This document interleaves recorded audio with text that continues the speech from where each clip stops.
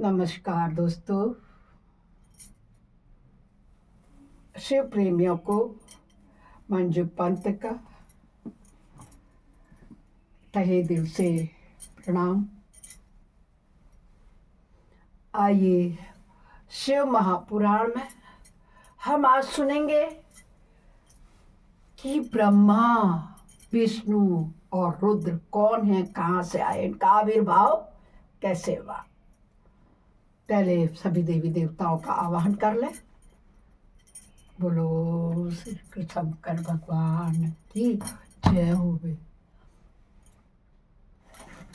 गजाननं भूतगणाधिसेवितं कल्पितजम्बो फलचारुभक्षणम् उमासुतं शोकविनाशकारकं नमामि विघ्नेश्वरपादपङ्कजं नीलाम्बुश्यामलकोमलाङ्गं सीतासमारूपित्वां भागं पाणो महासायचारुचापं नमामि रामं रघुवंशनाथं कर्पूरगौरं करुणावतारं संसारसारं भुजगेन्द्रहारं सदा वसन्तं हृदयारविन्दे भवं भवानी सहितं नमामि। त्वमेव माता च पिता त्वमेव बन्धुश्च सखा त्वमेव विद्या द्रविणं त्वमेव सर्वं मम देवदेव। गुरुर्ब्रह्मा गुरुर्विष्णु गुरुर्देवो महेश्वर गुरु साक्षात् परब्रह्म तस्मै श्री गुरुवे नमः। आनंदी आनंद कर सब संकट दूर, जो सेवक शरण पड़े सदा रहे भरपूर। तुम दाता हम मांगता दिया तुम्हारी खाए, तुम ऐसी जैसी दाता और छोड़ तुम्हें किस दर जाए हम। सदा भवानी दायिनी सिद्धि करें गणेश पंचदेव रक्षा करें ब्रह्मा विष्णु महेश। सर्वे भवन्तु सुखिनः सर्वे सन्तु निरामया सर्वे भद्राणि पश्यन्तु मा कश्चित् दुर्भाग् भवेत्। हम कथा सुनाते हैं।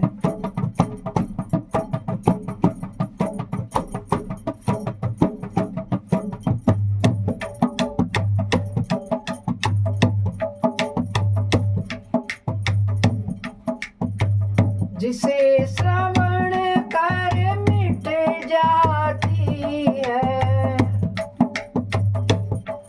हाँ जिसे श्रवण कर मिट जाती है। जन्म जन्म की व्यथा यही है शिव शंकर की कथा, यही है भोले बाबा की कथा, यही शिव शंकर की कथा, यही है भोले बाबा की कथा। ओम नमः शिवाय ओम नमः शिवाय ओम नमः शिवाय ओम नमः शिवाय जय नमः शिवाय ओम नमः शिवाय नमः शिवाय ओम नमः शिवाय नमः शिवाय ओम नमः शिवाय ओम नमः शिवाय नमः शिवाय ओम नमः शिवाय ओम नमः शिवाय। पाप हर, कष्ट हर, संकष्ट हर, कर सभी समस्याओं का हल। ऐसे शिव शंकर को बारंबार प्रणाम है।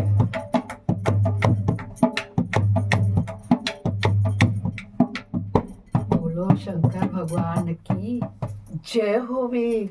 जय जय भोलेनाथ, जय जय भोलेनाथ। आइए बच्चों, हम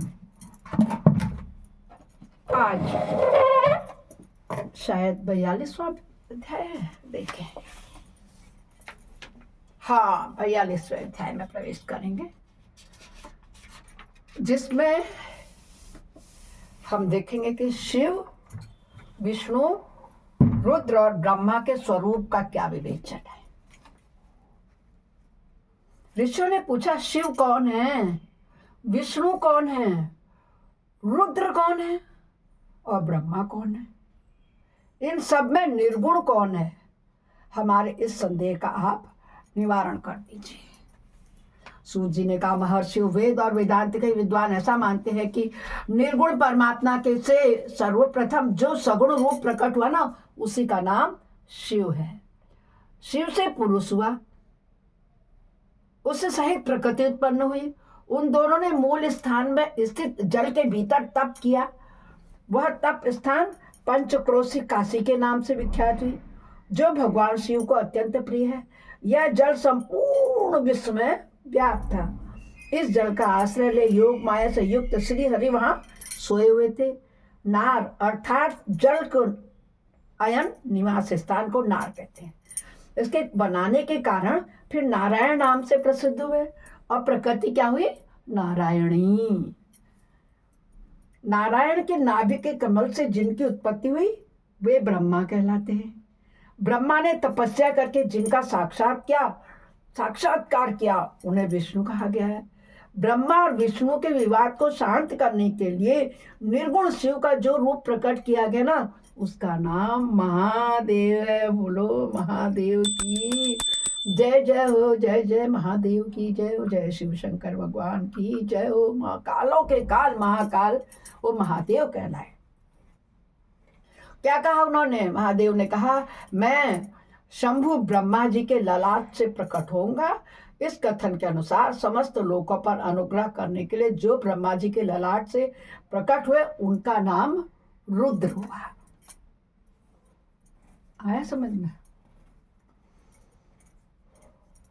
इस प्रकार रूप रहित परमात्मा सबके चिंतन का विषय बनने के लिए साकार रूप में प्रकट हुए वे ही साक्षात भक्त वत्सल शिव हैं। तीनों गुणों से भिन्न भिन्न शिव में तथा गुणों के धाम रुद्र में उसी तरह के वास्तविक भेद नहीं है जैसे सुवर्ण और उसके आभूषणों में कोई भेद नहीं है। यानी रुद्र और शिव एक ही है। महादेव दोनों के रूप और कर्म समान है। दोनों समान रूप से भक्तों को उत्तम गति प्रदान करने वाले हैं। दोनों समान रूप से सबके सेवनीय तथा नाना प्रकार के लीला विहार करने वाले हैं। भयानक पराक्रमी रुद्र सर्वथा शिव रूप ही हैं। वे भक्तों के कार्य की सिद्धि के लिए निमित्त विष्णु और ब्रह्मा की सहायता करने के लिए प्रकट हुए हैं। अन्य जो जो देवता जिस क्रम से प्रकट हुए उसी क्रम से लय को प्राप्त होते हैं, परंतु रुद्र देव इस तरह लीन नहीं होते हैं। उनका साक्षात शिव में ही लय होता है। ये प्राकृत वाणी रुद्र में मिलकर ही लय को प्राप्त होते हैं, परंतु रुद्र इनमें मिलकर लय को नहीं प्राप्त होते हैं। यह भगवती श्रुति का उपदेश है। सब लोग रुद्र का भजन करते हैं किंतु रुद्र किसी का भजन नहीं करते।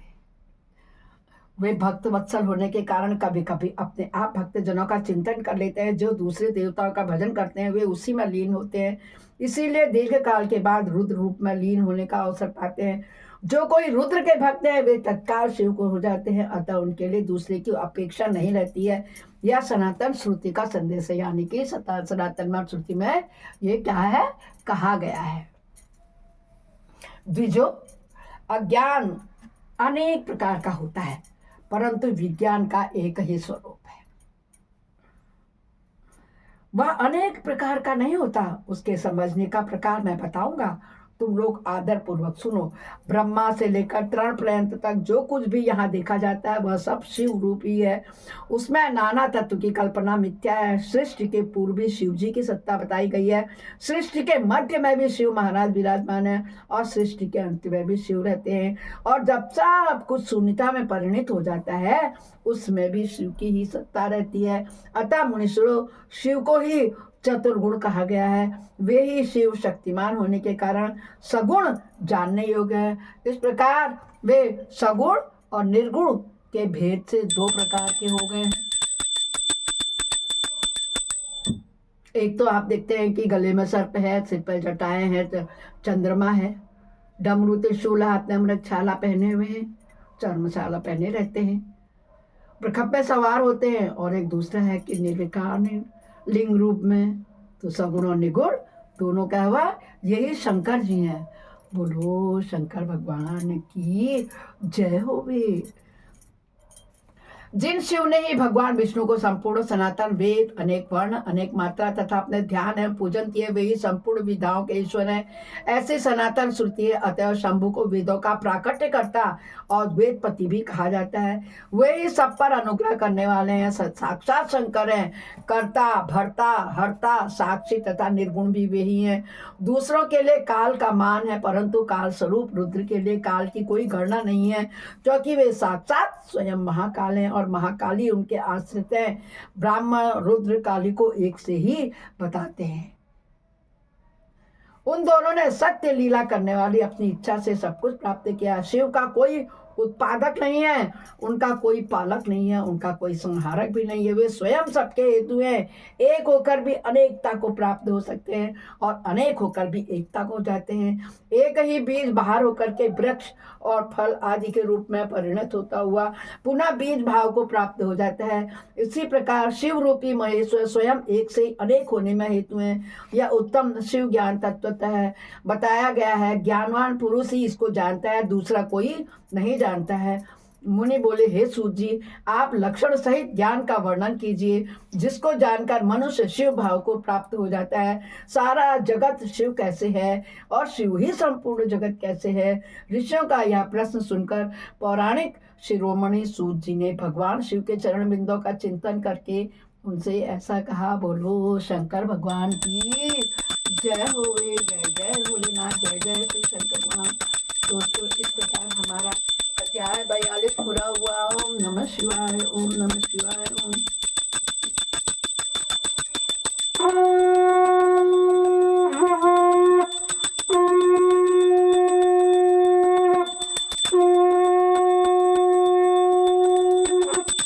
भोलेनाथ से निराला, शिव शंकर से निराला कोई और नहीं। अपराध सहस्राणि क्रियन्ते अनिशम्या, दासोऽमिति माम त्वां क्षमस्व परमेश्वर। आवाहनं न जानामि विसर्जनं, पूजां च न जानामि क्षम्यतां परमेश्वर। मंत्रहीनं क्रियाहीनं भक्तिहीनं सुरेश्वर, यत् पूजितं मया देव परिपूर्णं तत्तत् मे। हे शंकर भगवान, हमारे सभी अपराधों को, पापों को क्षमा करना, हम आपकी शरण में हैं। तो ठीक है, तब तक नमस्कार। कल फिर मिलते हैं। हर हर हर महादेव।